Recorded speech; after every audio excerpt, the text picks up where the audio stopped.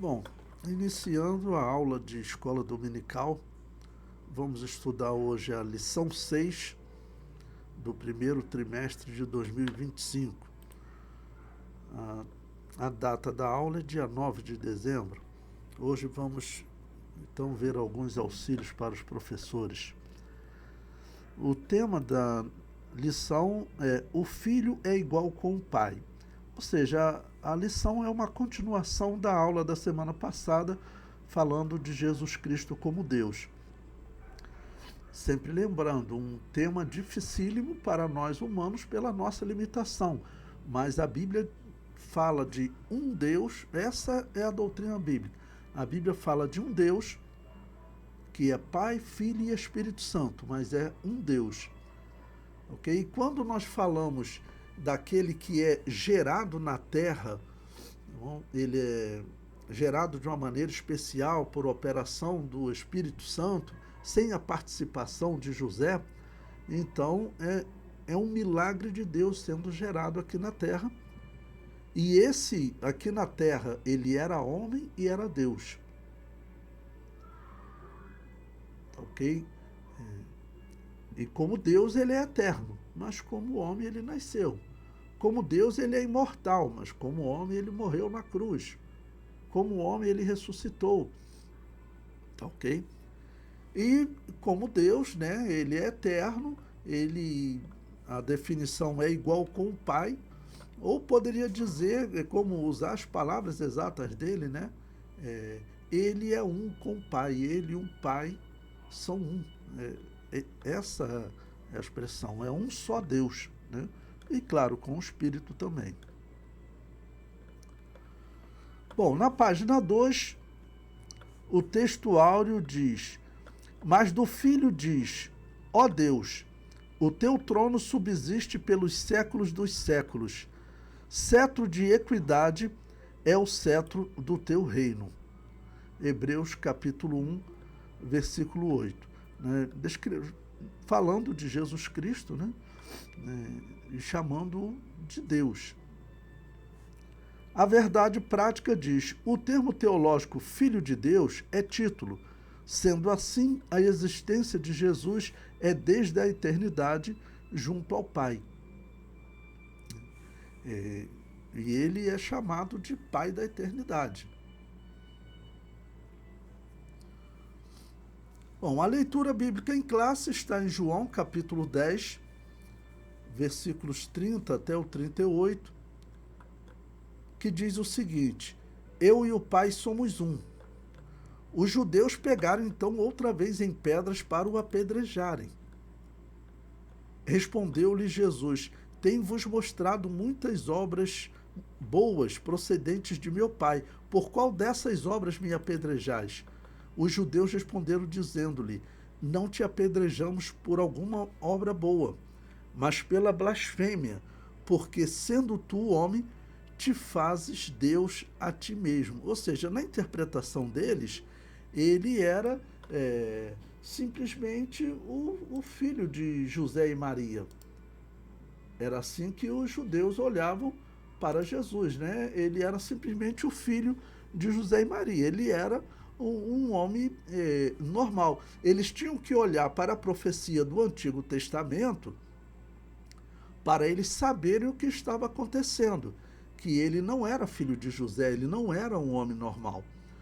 Porque se ele está dizendo que ele é o Messias, o que a profecia dizia sobre o Messias? Que o Messias, ele seria a semente da mulher. Quando a profecia dizia a semente da mulher, já estava dizendo que não teria participação do homem, porque a própria ciência diz que a semente da vida está no homem. Semente no grego se pronuncia esperma, tá bom? Sêmen. E daí vem a palavra semente. Então, o sêmen do homem, a semente do homem. Então, no entender da ciência e tudo mais, a semente da vida está no homem. Só que no caso de Jesus, ele foi então profetizado que ele seria a semente da mulher. O que a Bíblia estava ensinando para os judeus? Eles deveriam esperar um Messias diferente. Não poderia ser um homem normal.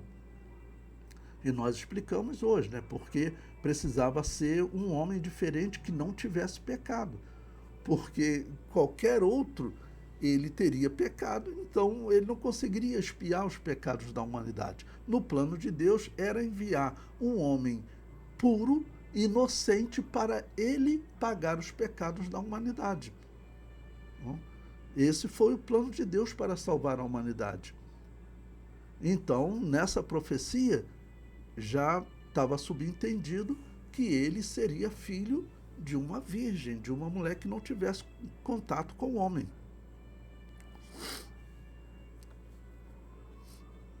Então, eles não aceitavam falar, mas quando Yahvé, né, Javé, o Deus do Antigo Testamento, anunciava a sua vinda, ele falando para Ageu sobre essa casa, né, sendo a glória dela ser maior do que a da primeira, porque Yahvé diz, eu virei e pisarei.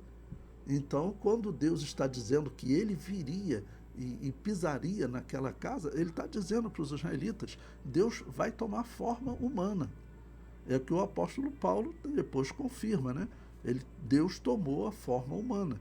E os judeus não conseguiam interpretar isso. E vamos considerar, até hoje tem pessoas que não interpretam. Aqueles grupos normalmente herdeiros do judaísmo, eles não conseguem entender isso até hoje. Versículo 34.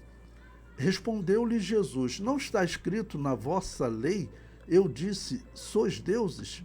Pois se a lei chamou deuses,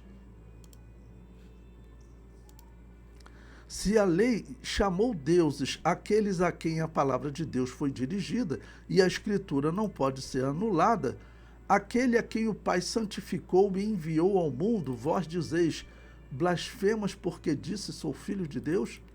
Se não faço as obras de meu Pai, não me acrediteis. Mas se as faço e não credes em mim, crede nas obras, para que conheçais e acrediteis que o Pai está em mim e eu nele. O que Jesus está dizendo para eles é o seguinte, olha, vocês não conseguem entender as Escrituras, porque as Escrituras, elas estão expostas de maneira que elas dizem que Deus viria a este mundo. O Cordeiro, quem prepara, é Deus. Deus viria a este mundo para que fosse gerado um inocente, um segundo Adão. Por isso o apóstolo Paulo usa a expressão, um segundo Adão, ou seja, o primeiro Adão ele falhou, o segundo Adão, então ele não falhará. E ele, como inocente, ele vai pagar os pecados da humanidade. Então, os judeus, até hoje, eles interpretam o Messias de maneira errada. Eles continuam acreditando que o Messias, que virá no entender deles, será um homem que nascerá normalmente de um homem, de uma mulher, que morrerá, e os seus filhos, depois dele, vão reinar eternamente. Porque os filhos desse homem, né, esse Messias, eles serão uma geração de um reino que nunca vai ser dominado por outro reino. É esse reino que eles esperam, que eles acreditam. Até porque o maior intérprete, um dos maiores intérpretes na história do judaísmo, um homem chamado Maimônides, um judeu chamado Maimônides, que viveu há cerca de 900 anos, era o que ele falava sobre o Messias. Então, os dois grandes intérpretes da história do judaísmo erraram com eles.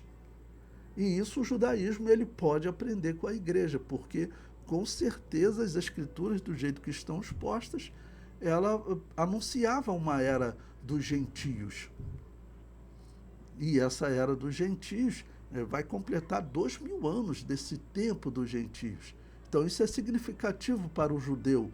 Ele pensar que de Adão até Abraão foram cerca de 2000 anos, de Abraão até os dias do Novo Testamento, ainda que eles não considerem Jesus, mas hoje a história, a arqueologia comprova, passaram-se cerca de 2000 anos.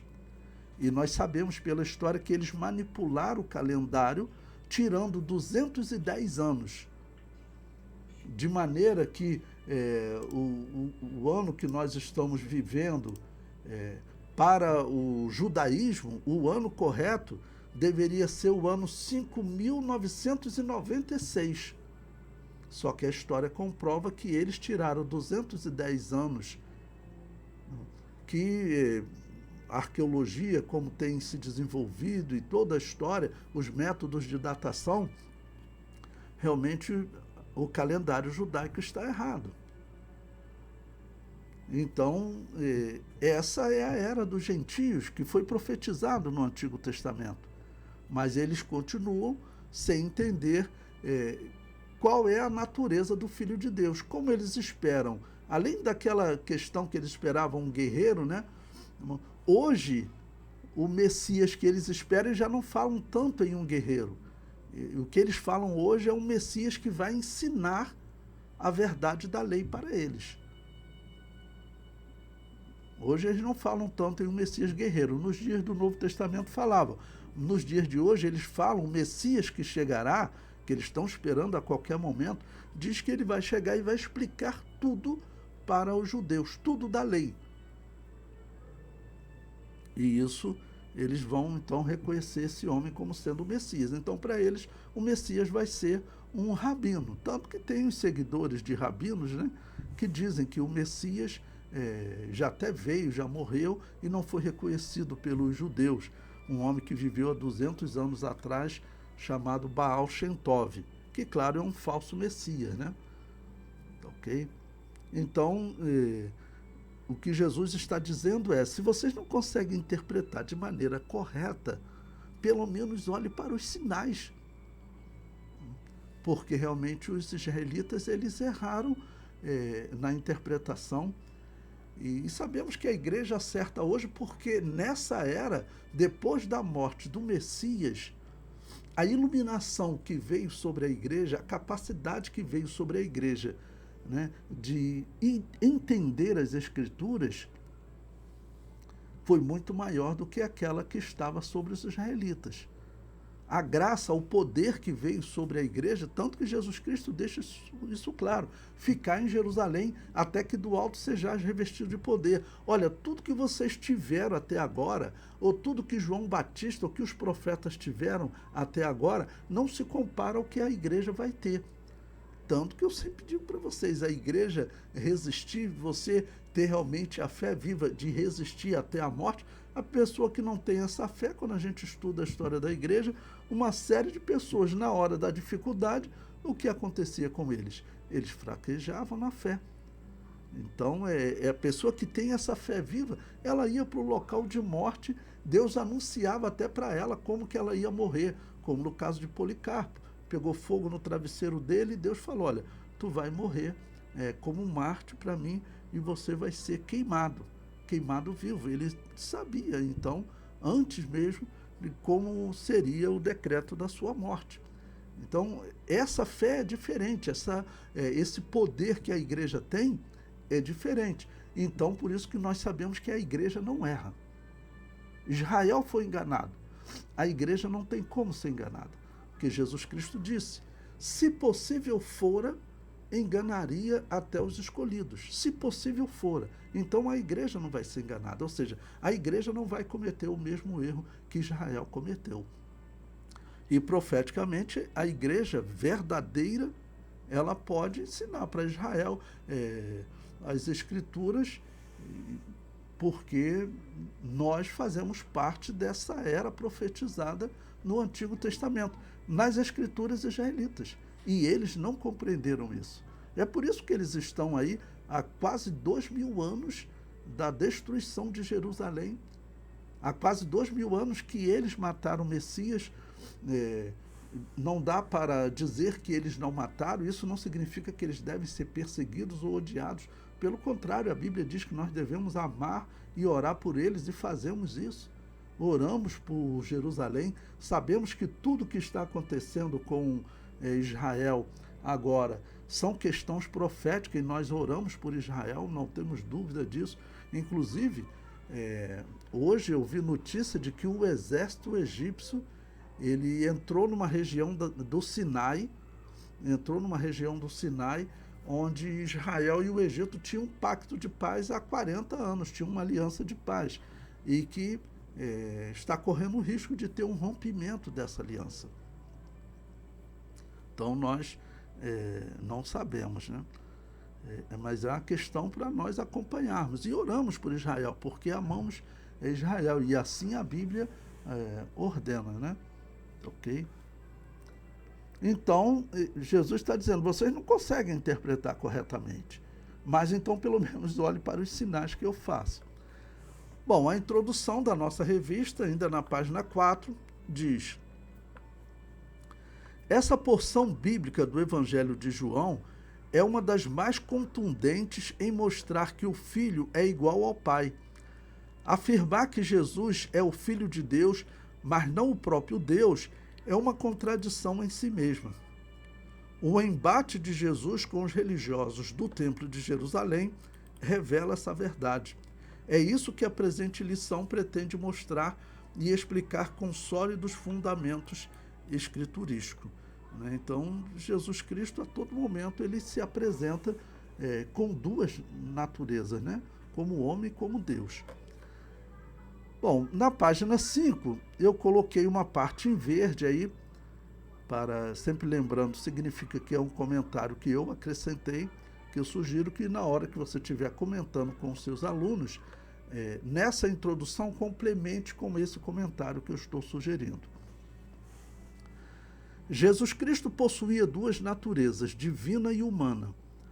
Como homem, ele nasceu, mas como Deus, ele existe eternamente e é chamado de Pai da eternidade. Então, Isaías 9,6, porque um menino nos nasceu, um filho se nos deu, e o principado está sobre os seus ombros, e o seu nome será maravilhoso, conselheiro, Deus forte, Pai da eternidade, príncipe da paz. Então, aqui, como Pai da eternidade, como que ele pode ser chamado de Pai da eternidade? Nós sempre dizemos, entenda, que o homem, ele é eterno, mas ele é eterno no futuro. Nós pregamos a salvação porque a alma do homem, a alma e o espírito, claro, né? Eles são seres eternos. Deus criou os espíritos eternos. A carne, ela morre e desaparece, mas o espírito, seja o espírito angelical, o espírito humano, ele é eterno. Deus criou ele eterno. Então, se ele fosse só homem, ele não poderia ser pai da eternidade. Então, ao mesmo tempo que esse menino nasce, mas ele também é o Deus eterno. Por quê? Como eu disse, o próprio Deus falou, né, para Ageu, eu virei e pisarei neste templo. Como homem, ele é filho de Davi, mas como Deus, ele é Senhor de Davi. Esse texto eu coloquei ele na aula sobre a Trindade, e eu repito ele aqui para vocês, que eu acho ele espetacular. Você tem alguns momentos em que Jesus é chamado de filho de Davi, né? Como o cego Bartimeu disse, Jesus, filho de Davi, tem misericórdia de mim. Então ele tem uma natureza ali, eu chamo Jesus, uma natureza humana, na linguagem do que o cego usou, na Jesus, filho de Davi. Então ele tem uma parte humana, né? Ele é filho de Davi. Então foi usado o nome Jesus para descrever esse descendente de Davi. Mas ele também é eterno. Então agora nesse versículo, esses versículos que eu coloco agora de Mateus, o que significa?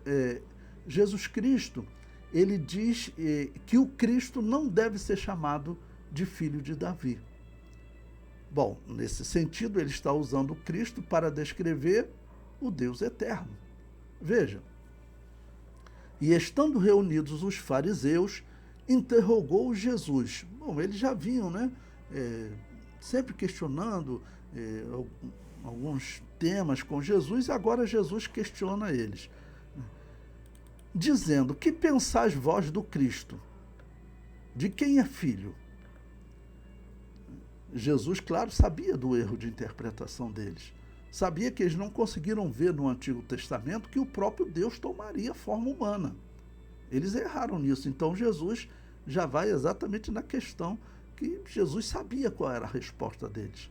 Eles iriam descrever Davi, como eu estou dizendo para vocês, que esse Maimônides, que viveu há 900 anos atrás, descrevia como um homem normal. E o outro intérprete, que acho que eu nem falei naquela hora para vocês, que vivia nos dias do Novo Testamento, um judeu chamado Fílon de Alexandria, ele, por exemplo, já dizia que o Messias não seria um homem, seria uma era. Então, muitos judeus hoje acreditam que o Messias não será um homem, mas será uma era, em que eles serão iluminados. Ok? Bom, então eles responderam de Davi. Disse-lhe ele: como é então que Davi, em espírito, lhe chama Senhor, dizendo: disse o Senhor ao meu Senhor: assenta-te à minha direita, até que eu ponha os teus inimigos por escabelo de teus pés. Se Davi, pois, lhe chama Senhor, como é seu filho? E ninguém podia responder-lhe uma palavra, e nem desde aquele dia ousou mais alguém interrogá-lo. Ou seja, Jesus foi exatamente no ponto que Jesus sabia. Eles não tinham conseguido interpretar corretamente. Existem algumas questões que Deus deixa com o ser humano. Deus deu inteligência ao ser humano e Deus colocou uma lei dentro do homem, disse o apóstolo Paulo, né, quer acusando, quer defendendo, dizendo isso que você está fazendo é o certo, isso que você está fazendo é o errado. Então, Deus colocou essa lei dentro do homem e, entre outras coisas, colocou no homem também, nós vemos, a capacidade de se arrepender, algo que os anjos não têm. Quando a Bíblia diz que Deus não perdoou os anjos que pecaram, é por quê? Porque os anjos não têm capacidade de se arrepender, mas aos homens foi dada a capacidade de se arrepender.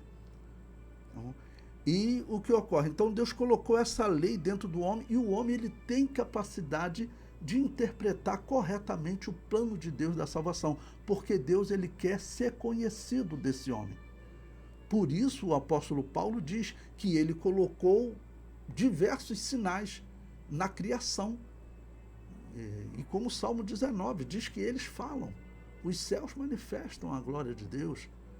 Então Deus, essa criatura, ela tem inteligência, capacidade de interpretar corretamente. E tinham homens que interpretavam corretamente, com certeza, só que dependia de uma operação do Espírito Santo, e eram poucos. E esses homens, às vezes, vamos dizer, estavam de pés e mãos atados, como diz um ditado popular. João Batista, com certeza, sabia tudo do Messias. Quando ele diz, eis o Cordeiro de Deus que tira o pecado do mundo, ele sabia toda a profecia, sabia, né, que era, vamos dizer ali, um homem cuja saída era desde a eternidade, ou seja, ele era homem, ele era Deus, e era ele que ia resgatar a humanidade. João Batista sabia. Só que o que João Batista podia falar entre aquelas pessoas? Ele falava e ele era morto, como foi morto, né?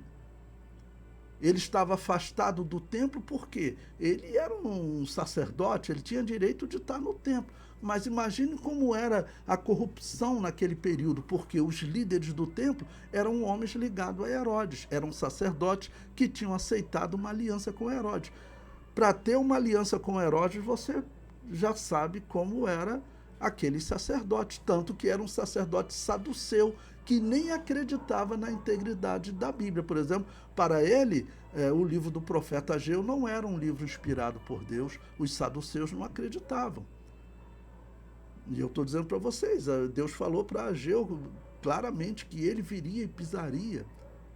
O livro do profeta Daniel e Isaías chama ele de pai da eternidade, e isso para o sumo sacerdote dos dias de Jesus, que era saduceu, para ele isso não tinha valor nenhum.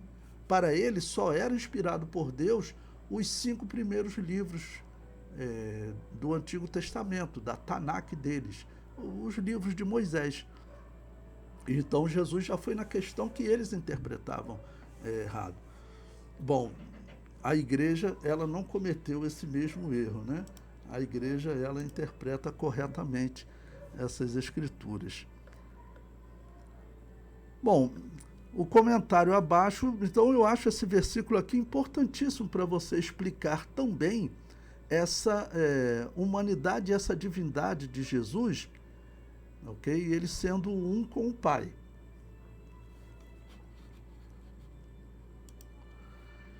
No comentário eu digo ainda, como o homem ele é menor que o Pai, mas como Deus, ele e o Pai são um. Quando você vê Jesus dizendo aquele dia e hora, ninguém sabe senão o Pai. Alguns perguntam assim, então ele não sabia, né, pastor?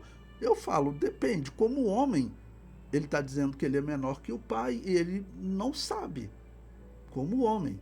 Tanto que você vai lá em Apocalipse, capítulo 1, versículo 1, que diz, revelação de Jesus Cristo, a qual Deus lhe deu. Ou seja, aquele homem que morre e ressuscita, ele ainda precisa ser revelado. Mas como Deus, ele sabe tudo, porque ele é um com o Pai. João 2,19, eu prossigo. Como homem ele morreu, mas como Deus ele efetuou a ressurreição. Isso é importante porque vocês sabem que católicos, protestantes e reformados, por via de regra, eles pregam que Deus morreu na cruz. Isso está nos concílios católicos, que não são concílios cristãos. Inclusive, eu aproveito para lembrar que a Assembleia de Deus está a todo momento, essa revista mesmo vai citar concílio católico. Concílio católico não é concílio cristão. Todos os homens que aprovaram aquele concílio lá acreditavam em purgatório e faziam invocação ao mundo dos mortos, ou seja, praticavam paganismo. Então, isso é um erro que tem que ser corrigido. Bom, Jesus Cristo disse, né? Derribar este templo em 3 dias, o levantarei. Ou seja, como Deus, ele ressuscita o homem. Então, como homem, ele morre na cruz, mas como Deus, ele ressuscita. É isso que as Escrituras estão deixando claro. É um grande mistério para nós? É um grande mistério para nós. Mas é assim que as Escrituras ensinam. Ainda na página 6, o capítulo 1 diz a doutrina bíblica da relação do filho com o pai. Número 1, ideia de filho. O conceito de filho no pensamento judaico implica a igualdade com o pai. Uma das ideias de filho na Bíblia é a identidade de natureza. Isso pode ser visto no paralelismo poético do salmista. Quem é o homem mortal para que te lembres dele, e o filho do homem para que o visites? Esse paralelismo é sinonímico, que é ligado a sinônimo, né? Ele poderia dizer mais fácil, é um sinônimo de... Então, é um sinonímico em que o poeta diz algo e, em seguida, repete esse pensamento em outras palavras. A ideia de homem mortal é repetida em filho do homem. Outro exemplo encontramos nas palavras de Jesus. Assim vós mesmos testificais que sois filhos dos que mataram os profetas. Isso porque os escribas e fariseus consideravam os matadores dos profetas como seus pais, né? Claro, aqueles que erraram no passado, né? Número 2, o significado teológico. Indica igualdade de natureza, ou seja, mesma substância. É o que acontece com Jesus. Ele é chamado Filho de Deus no Novo Testamento, porque ele é Deus e veio de Deus. Jesus mesmo disse, eu saí e vim de Deus, saí do Pai e vim ao mundo. Outra vez deixo o mundo e vou para o Pai. Quando Jesus declarou, meu Pai trabalha até agora e eu trabalho também, estava declarando que Deus é seu Pai. No entanto, os seus interlocutores entenderam com clareza meridiana que Jesus estava reafirmando a sua deidade, pois dizia que Deus era seu próprio Pai, fazendo-se igual a Deus. E como eu coloquei na introdução para vocês, os judeus até hoje eles não aceitam esse ponto que eu falei para vocês, que Deus iria tomar uma forma humana e que esse homem seria homem e Deus. Isso estava profetizado no Antigo Testamento como Pai da eternidade. Número 3, o Filho é Deus. O Filho de Deus é uma expressão bíblica para referir-se à relação única do Filho unigênito com o Pai. A expressão Filho de Deus revela a divindade de Cristo. Essa verdade está mais clara na Bíblia que o sol do meio-dia. Por isso, é estranho como pode haver tantos debates sobre o tema.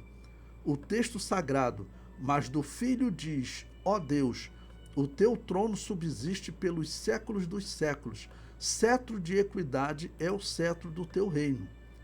É o mais crucial, pois é uma citação direta de Salmo 45, versículos 6 e 7. É importante prestar atenção naquelas passagens conhecidas dos crentes. Bom, eu destaquei em azul, vocês sabem que eu faço isso quando é um texto que eu penso que você deve usar na aula, que eu vou destacar, até porque algum judeu pode ouvir, e eu sempre digo, a igreja, ela pode mostrar aos judeus a verdade. O apóstolo Paulo, ele é o que ele defende por diversas vezes, principalmente na carta aos Gálatas. Nós podemos iluminar os judeus, né? Eles não entenderam, mas a igreja entendeu. Aqueles que aceitaram, esse é o plano de Deus. Realmente Deus sabia que os israelitas, infelizmente, matariam o Messias.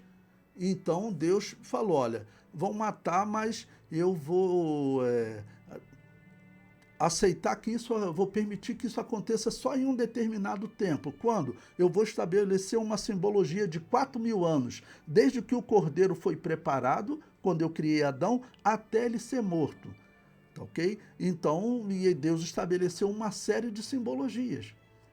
E Deus mostrando que mesmo esse povo escolhido não aceitando e não entendendo, ele tinha um plano de salvação para os gentios também. Isso estava profetizado no Antigo Testamento.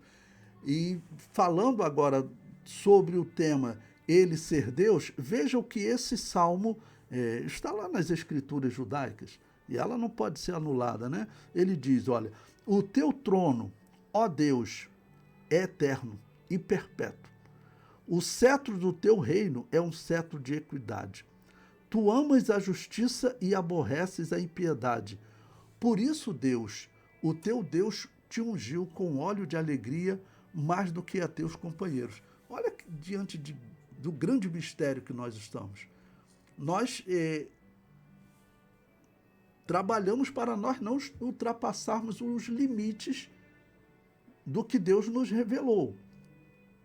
Como eu cito para vocês, às vezes, Orígenes, que ele tentou explicar como foi a união entre a humanidade e a divindade de Jesus. Isso é loucura. A Bíblia não descreve isso. Foi por isso que ele desenvolveu heresias defendendo que Deus morreu na cruz, porque ele disse que se uniram em uma só pessoa e que essa pessoa única morreu na cruz. Quem morreu na cruz para ele? Homem e Deus. Católico, protestante e reformados pregam isso até hoje. Então, isso aí é além do que está escrito. Bom, nós não fazemos isso. Então, nós pegamos o texto como ele está escrito, e aqui ele está dizendo, olha, por isso Deus, o teu Deus, te ungiu com óleo de alegria. Como que nós explicamos isso? Olha, foi gerado, tá bom, um homem aqui na terra, e esse homem foi gerado de forma milagrosa, que a Bíblia diz que ele é Deus, ele é o Deus eterno, e ele também é homem. Ninguém vai discordar que ele seja homem, porque ele morreu na cruz. Mas qual é a questão que está sendo debatida? É que ele, além de ser homem que morre na cruz, ele é Deus. E é Deus eterno. Por isso, não teve a participação de José. Porque o próprio Deus, ele, na linguagem da ciência atual, né, fecundou o óvulo de Maria. E foi gerado um homem sem pecado, exatamente como Adão foi gerado sem pecado. Mais um exemplo que nós não vamos além do que está escrito, se você quiser anotar, que eu já vi pessoas fazerem, é tentar explicar como que Jesus esteve no ventre de Maria e não recebeu o pecado de Maria. A Igreja Católica deu aquela explicação que Maria não tinha pecado, porque se ela tivesse, Jesus então iria herdar pecado. Mas se fosse assim, a mãe de Maria também não podia ter pecado, e nem a mãe da mãe de Maria, né? Então essa não é a explicação, tá ok? Outros ouvi dizer que Jesus não tinha cordão umbilical, por isso ele não herdou nada de Maria. Isso também está errado. porque Jesus, ele tinha as características físicas de Maria. Ele era a semente da mulher. Deus, até para honrar a mulher que errou naquele diálogo com a serpente e acabou resultando na queda da humanidade, mas se ela se arrependeu, como nós entendemos que eles se arrependeram, Deus, para honrar a mulher, disse que o Salvador nasceria dela, sem a participação do homem, até porque o homem, ele era o grande responsável, não? Porque foi a ele que Deus deu a ordem, ele era o responsável número 1, tá ok?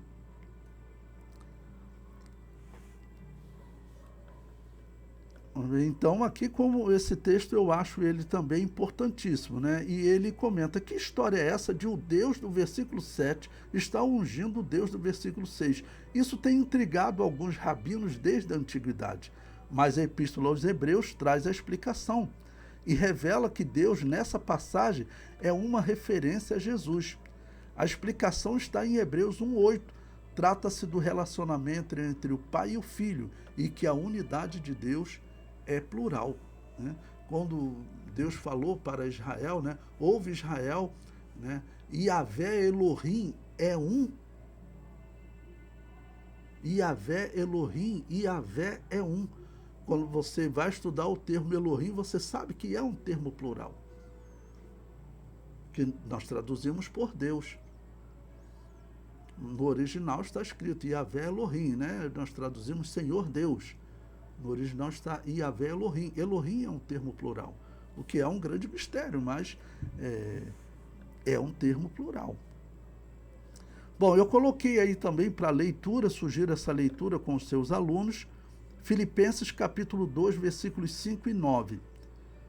Eu coloco alguns textos do Antigo Testamento, principalmente porque você pode ter contato com alguém que seja um judeu e que venha requerer essa explicação a vocês. Eu convivi com muitos judeus na história, trabalhei em empresas que diretores eram judeus, que eu trabalhei no mercado financeiro, tive contato com muitos. Então, quando eu tinha oportunidade de conversar, por exemplo, eu falava sobre os textos, claro, do Antigo Testamento.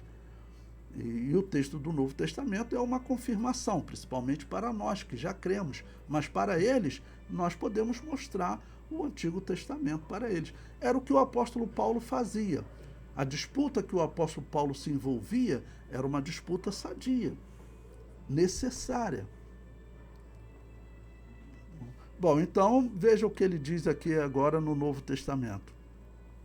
De sorte que haja em vós o mesmo sentimento que houve também em Cristo Jesus, que, sendo em forma de Deus, não teve por usurpação ser igual a Deus, mas aniquilou-se a si mesmo.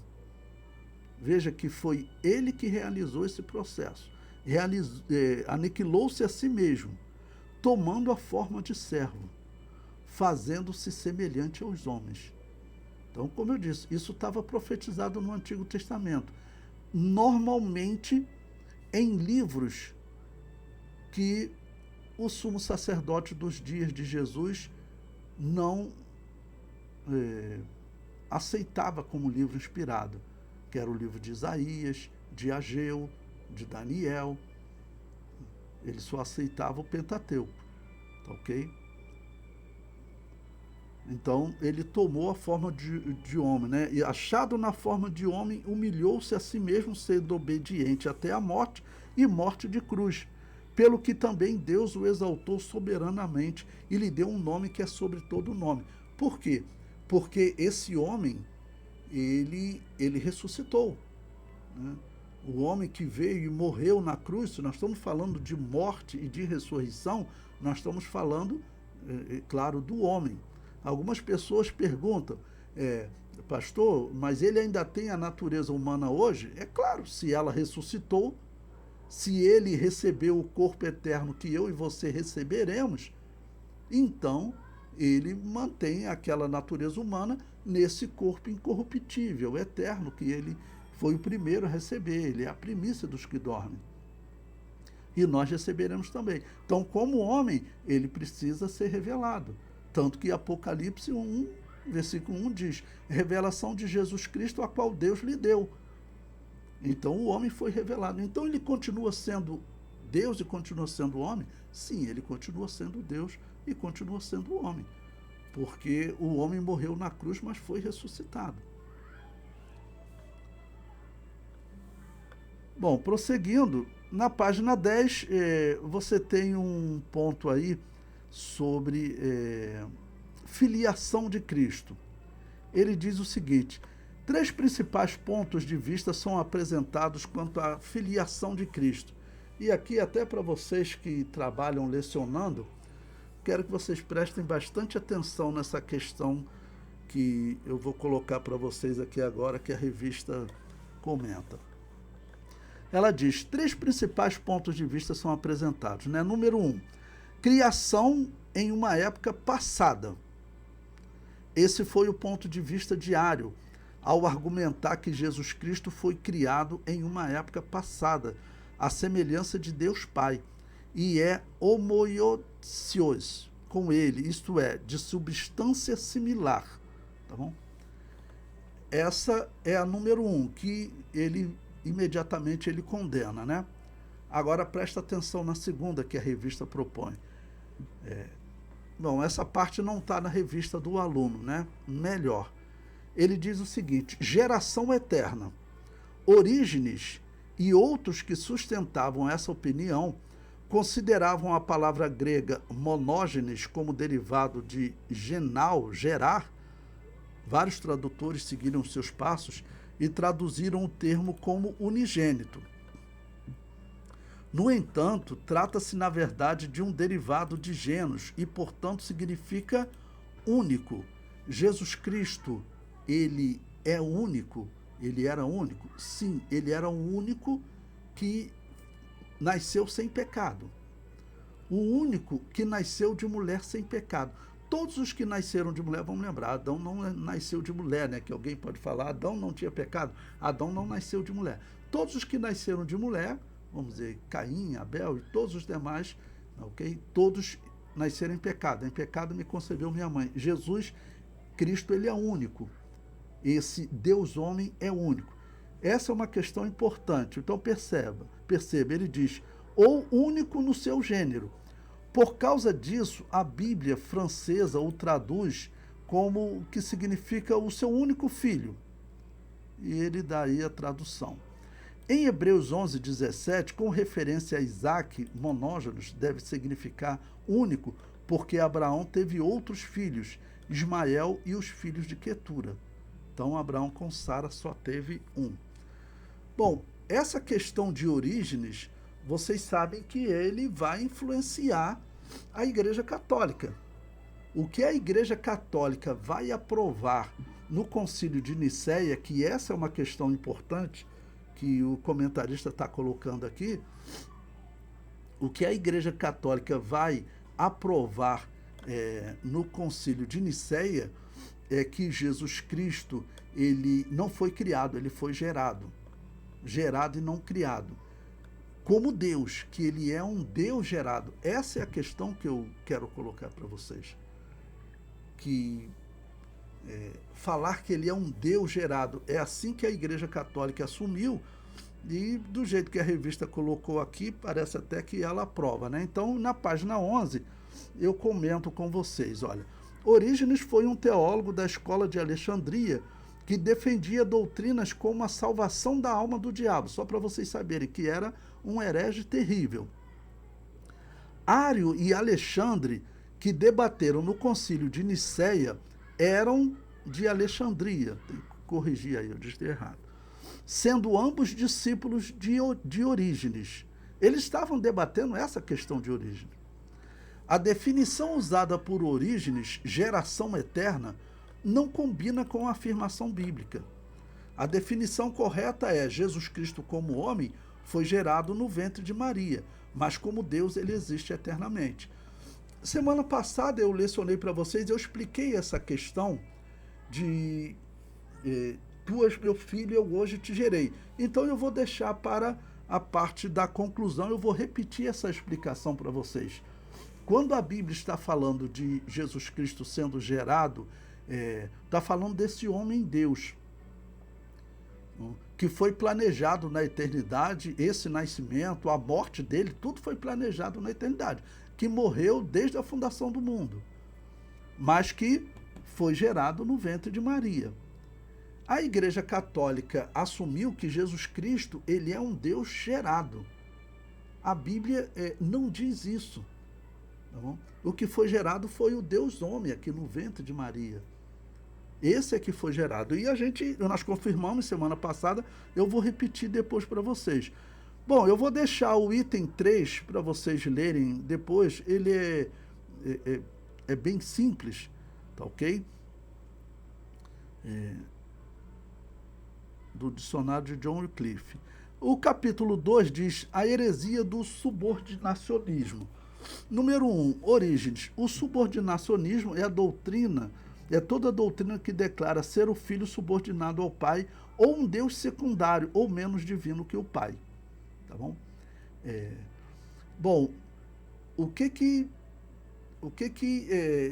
Jesus Cristo queria dizer com ele é menor que o pai? É claro que ele está falando como homem.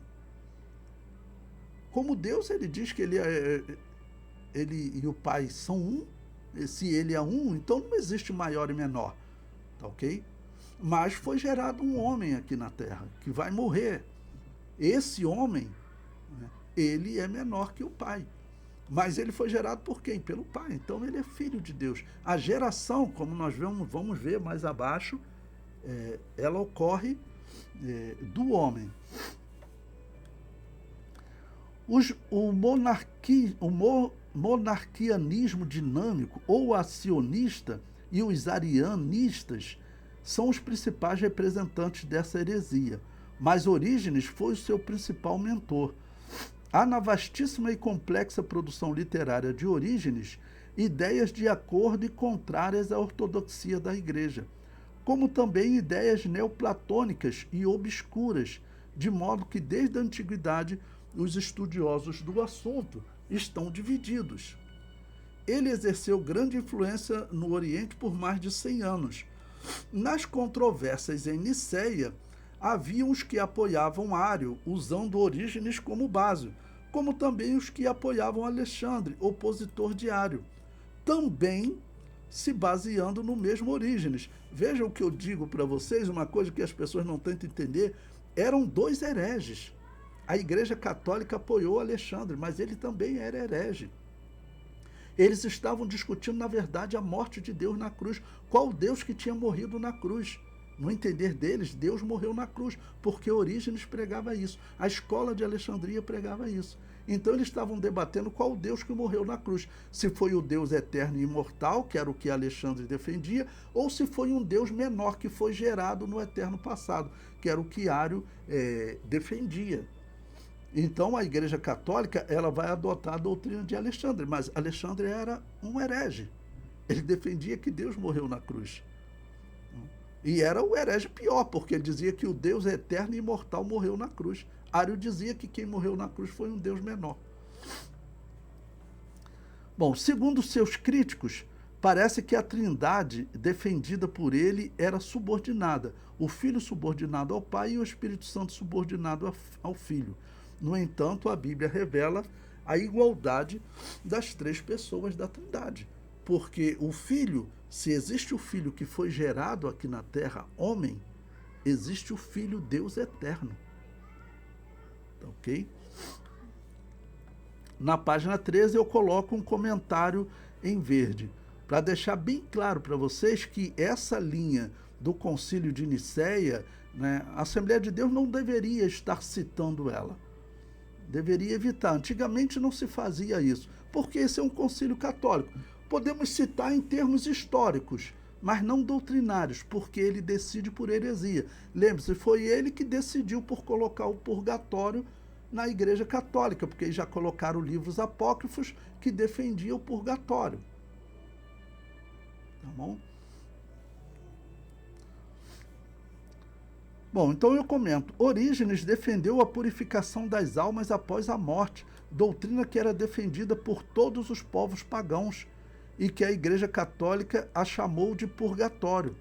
Orígenes defendeu também a doutrina chamada apocatástase, onde defende que todas as criaturas de Deus receberão perdão no final de tudo, até o diabo será perdoado. Entre as suas especulações, aqui eu coloco a Enciclopédia Histórico-Teológica da Igreja Cristã, como um documento para vocês, né? Entre as suas especulações, havia a crença de que as almas que tinham errado numa vida anterior eram colocadas no mundo, num corpo humano, como parte de um processo de purificação, e que todos os seres, até mesmo o diabo e os seus anjos, acabariam finalmente sendo recuperados e restaurados pela graça de Deus. Esse homem, Orígenes, irmãos, tudo indica que ele se tornou gnóstico, apesar dele criticar algumas doutrinas gnósticas, como aquela que defendia que o Deus do Antigo Testamento era um Deus mau. Ele criticou nos gnósticos, mas ele adotou até a doutrina do purgatório.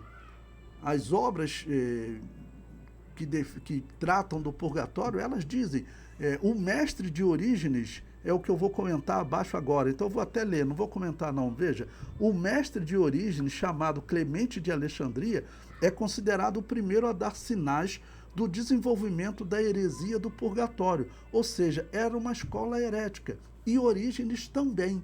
Quem é que defendia essa doutrina antes? Eram os gnósticos. Então os gnósticos, eles se aproximaram do catolicismo quando eles conseguiram levar Orígenes. No meu entender, quem prega purgatório é gnóstico. É gnóstico, com certeza.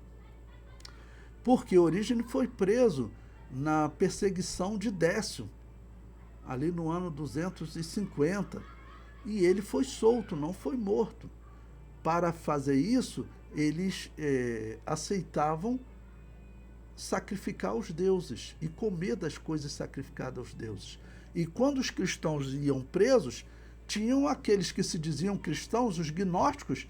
A história diz que eles já chegavam lá e se juntavam com os sacerdotes pagãos e comiam com eles, sacrificavam aos deuses, porque os gnósticos se diziam cristãos, mas diziam que não tinham problema durante a perseguição comer das coisas sacrificadas, né, aos demônios. E tudo indica que Orígenes também, até por ele ter sobrevivido, que ele entrou para esse grupo, né? Número 2, veja o que a revista vai comentar, no período pré-niceno. O subordinacionismo foi, nos séculos 2 e 3, uma tentativa, ainda que equivocada, de preservar o monoteísmo, mas que negou a divindade absoluta de Jesus. Seus expoentes consideravam Cristo como Filho de Deus, inferior ao Pai.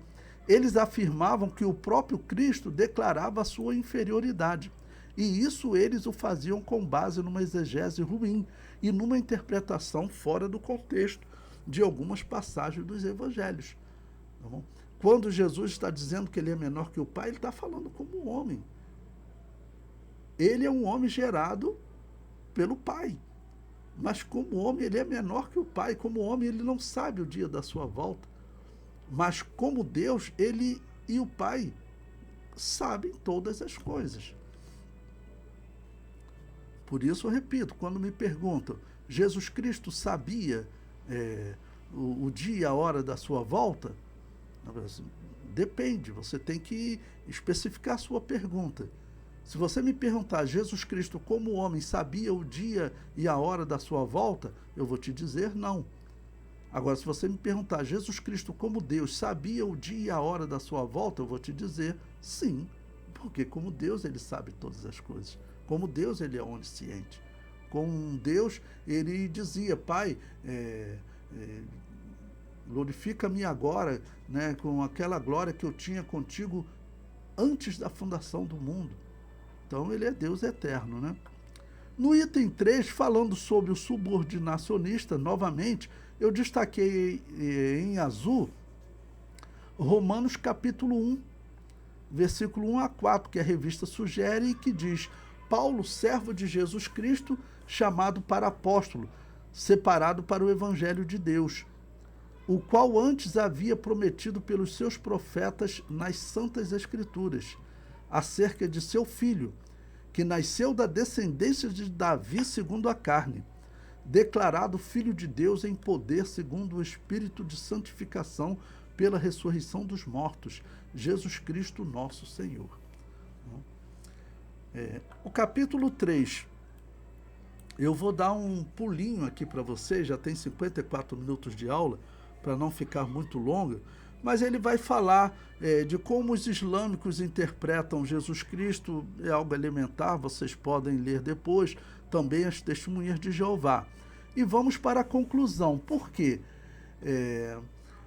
Como eu disse para vocês, eu falei semana passada sobre essa questão do filho gerado ou do Deus gerado.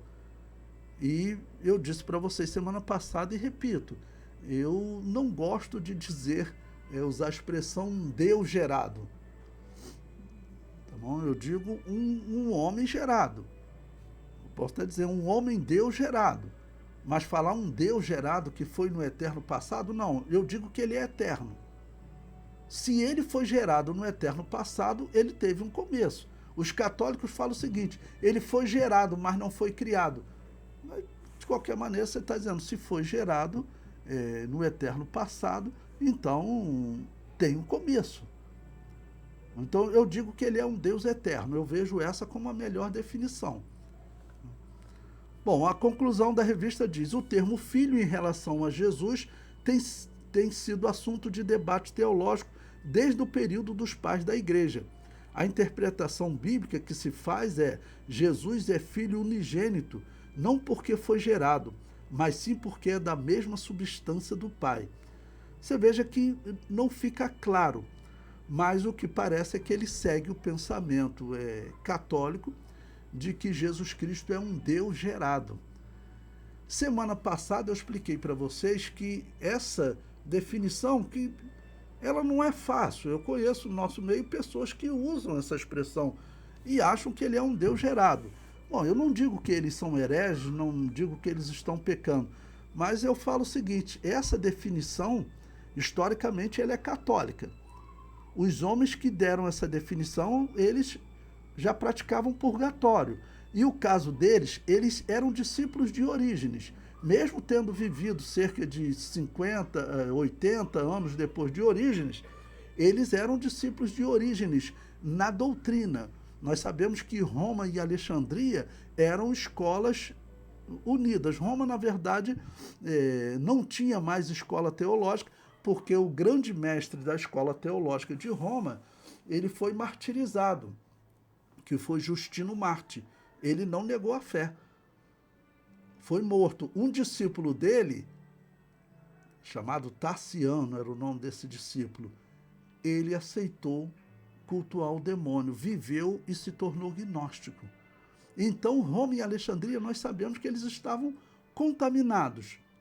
E esses homens que estavam junto com Constantino, eles, durante a perseguição de Diocleciano, eles foram capturados como Eusébio de Cesareia e não morreu. E quem não adorava os demônios, quem não participava daquele sacrifício e não comia daquelas coisas sacrificadas, ele era morto. Como que Eusébio de Cesareia sobreviveu? Bom, os donatistas, os novacianos, acusavam eles de terem negado a fé durante a perseguição. Nos dias de Orígenes, Novaciano, ele acusou o bispo de Roma, a igreja de Roma, de estar repleta de pessoas que tinham negado a fé, participado de sacrifício, uma coisa seríssima. E eles, quando terminou a perseguição, estavam em comunhão normal com a igreja. Então isso era um problema sério. Então aquela interpretação ali dos homens que assentaram-se à mesa com Constantino, eles eram todos dessa igreja de Roma e de Alexandria, que eram seguidores de Orígenes, por exemplo, já tinham adotado o batismo de recém-nascido que Orígenes tinha proposto. Para vocês verem como eles eram discípulos de Orígenes. Quem foi o primeiro a propor o batismo de recém-nascido? Foi Orígenes. Orígenes foi o segundo a propor a doutrina do purgatório. É o que as obras teóricas sobre o purgatório dizem. Ele já começou a defender que depois de morto a alma teria uma forma de se purificar, de se salvar, até voltando a este mundo. O homem era praticamente um espírita, né? Bom, então eu vou concluir com essa explicação sobre o significado do filho ser gerado. De onde vem essa expressão na Bíblia? Vamos interpretar na Bíblia, deixar a interpretação católica, protestante e reformada de lado. Então eu coloquei em verde aí um comentário, na página 17 agora, né? A questão envolve principalmente a correta interpretação da expressão "Tu és meu filho, eu hoje te gerei". As interpretações da história, de Orígenes e dos católicos, é péssima. Vamos para a Bíblia. A pergunta que se faz é: em que tempo ocorreu essa geração? Em que tempo que o filho foi gerado? Quando o filho foi gerado? Para responder essa questão, devemos observar qual o contexto das 3 vezes que ela aparece na Bíblia. Então, olha, essa expressão aparece 3 vezes na Bíblia. Vamos ver o contexto das 3 vezes. Ela aparece no Salmo 2, que é considerado o texto profético sobre o futuro reino do Messias. Salmo 2, versículo 7, ele diz: "Recitarei o decreto, e Yahvé me disse, tu és meu filho, eu hoje te gerei". O contexto, eu li só o versículo 7, agora eu vou ler todo o Salmo. O contexto é claro em ensinar que o decreto é uma resposta à ação das nações contra Yahvé e o seu ungido. Ou seja, qual o momento que Deus fala isso? O momento em que as nações, os homens estão agindo contra o ungido de Deus. Então não está falando de um eterno passado, que ele foi gerado no eterno passado. Agora vamos para o Salmo capítulo 2 todo. Veja, versículo 1. Por que se amotinam as nações e os povos imaginam coisas vãs? Os reis da terra se levantam e os príncipes juntos se mancomunam contra o Senhor e contra o seu ungido, dizendo: rompamos as suas ataduras e sacudamos de nós as suas cordas. Isso aqui podemos dizer que, por exemplo, a humanidade está falando isso hoje. A esquerda fala isso a todo momento, né? Dizendo que eles têm que se livrar da cultura judaica cristã. A esquerda tem diversos vídeos deles falando isso. E a humanidade fala isso pelo menos há 200 anos, que a esquerda nasceu na Revolução Francesa, né? Então eles falam isso há 200 anos. Mas principalmente eles vão falar isso durante a Grande Tribulação. Aí eu comento: seguido do momento que o ungido, o Messias de Yahvé, é estabelecido como rei. É a continuação, agora que é versículo 4 a 6. Aquele que habita nos céus se rirá, o Senhor zombará deles. Então lhes falará na sua ira e no seu furor os confundirá. Eu, porém, ungi o meu rei sobre o meu santo monte Sião. Veja, não está falando de um eterno passado, como dizem os católicos. Não está falando de um eterno passado. Está falando de algum momento em que Jesus Cristo é ungido como rei no Monte Sião. E então é recitado o decreto, né? Chega no versículo 7, Yahvé me disse, tu és meu filho, eu hoje te gerei. Seguindo o contexto, podemos afirmar que Davi profetiza um tempo futuro em que o Messias será coroado rei sobre Israel e sobre as nações. E então será dito, tu és meu filho, eu hoje te gerei. Essa expressão será usada no início do milênio. A confirmação acontece no versículo seguinte. Bom, prosseguindo, né? A confirmação acontece no versículo seguinte, versículo 8. Pede-me, e eu te darei as nações por herança, e os confins da terra por tua possessão. Bom, então, esse texto aqui, vamos considerar, o contexto não está falando de eternidade. Bom, o segundo momento que esta expressão aparece foi nas palavras do apóstolo Paulo, que aplica a mesma expressão ao momento que Jesus ressuscita e vence a morte. Está em Atos capítulo 13, versículos 32 e 33. Ou seja, o apóstolo Paulo, ele toma aquele texto de Salmos e ele aplica agora a ressurreição de Jesus. Então, como eu disse, o texto de Salmo, ele está falando, eu disse, vai se cumprir principalmente lá no milênio. Mas podemos dizer que no momento da ressurreição, que Jesus chega, né, e entrega ao Pai a obra expiatória, vamos assim dizer, concluiu a obra expiatória, né, nesse momento, segundo o que o apóstolo Paulo fala aqui, Deus vai dizer para ele: tu és meu filho, hoje te gerei. Aqui quem estaria sendo gerado?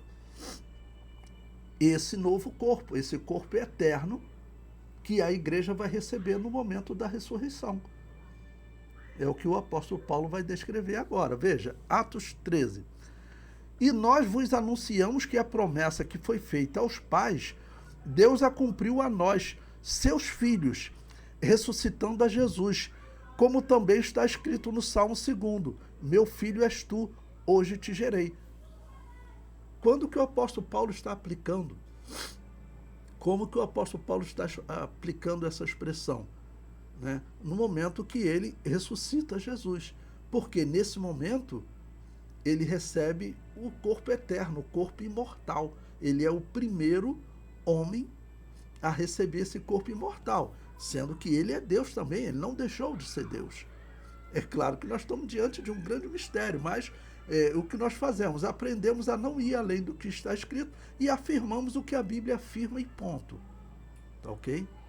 Então foi isso que o apóstolo Paulo falou. E eu comento.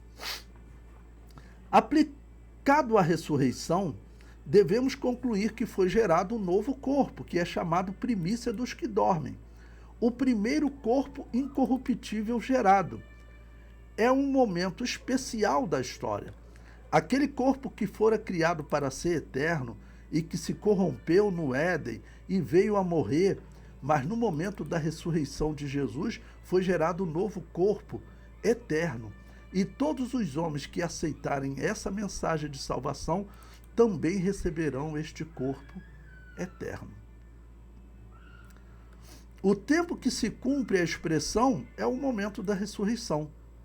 Um segundo momento, quando a entrega do domínio das nações ao Messias no início do milênio. Então, por quê? Porque, claro, aqui ele cumpriu a obra expiatória e ganhou, né, o direito de reinar, mas tem o período que ele vai reinar. O período que ele vai reinar, que é um período de descanso da criação. Tá bom? Que é o milênio. Pois bem, então vimos os dois momentos que essa expressão, tu és meu filho, hoje te gerei, em nenhum momento eles aparecem se referindo ao eterno passado, a Deus sendo gerado no eterno passado. Vamos ao terceiro momento, eu comento. O terceiro momento que esta expressão aparece não fala de tempo, fala de exaltação a esse filho. Hebreus capítulo 5, versículos 5, 8 e 9. Porque a qual dos anjos disse jamais, tu és meu filho, hoje te gerei, e outra vez, eu lhe serei por pai e ele me será por filho. Mas do filho diz, ó Deus, o teu trono subsiste pelos séculos dos séculos, cetro de equidade é o cetro do teu reino. Amaste a justiça e aborreceste a iniquidade. Por isso, Deus, o teu Deus te ungiu com óleo de alegria, mais do que a teus companheiros. Bom, nós temos aqui uma união de dois salmos. Nós temos a união de dois salmos.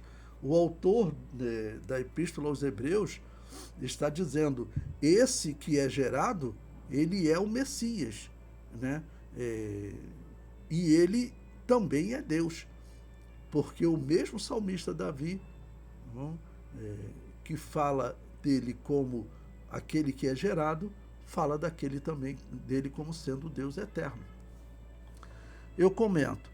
Os teólogos católicos não olhavam para o contexto e desenvolveram o pensamento que Jesus Cristo era um Deus gerado no eterno passado. Mas a expressão é uma referência a Jesus Cristo como homem e não como Deus, né? E principalmente que esse homem ele, além de ter sido gerado aqui como homem nesse corpo, tá bom? Que nós temos, só que sem pecado, ele também é gerado no novo corpo. E o apóstolo Paulo, quando usa essa expressão, usa ele sendo gerado nesse novo corpo, no momento da ressurreição. Isso é claro. E Davi fala também, então, ele estando nesse novo corpo, ele ouve de Deus, né? Pede-me, te darei as nações por herança, e que vai se cumprir lá no milênio. E aqui o autor aos Hebreus faz o quê? Ele une os dois salmos, porque ele está explicando aos judeus. É uma carta escrita aos hebreus, e havia entre os hebreus exatamente a dúvida sobre aceitar Jesus Cristo como sendo o Deus eterno.